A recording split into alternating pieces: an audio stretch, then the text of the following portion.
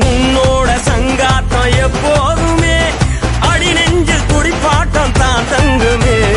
இந்நாள போலத்தான் எந்நாளுமே புதுசாக பொறக்கட்டும் நம் சொந்தமே.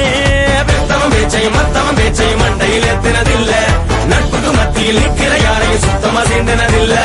இல்ல இல்ல இல்ல ஜிகிரி தோஸ்து, ஜிகிரி தோஸ்து, மனச பார்த்து பழகும் தோஸ்து. கோபுரத்தில் தூக்கி வைக்கும் சொந்தம் இதுதானா, தீ பொறிக்க தோள் கொடுக்கும் பந்தம் இதுதானா.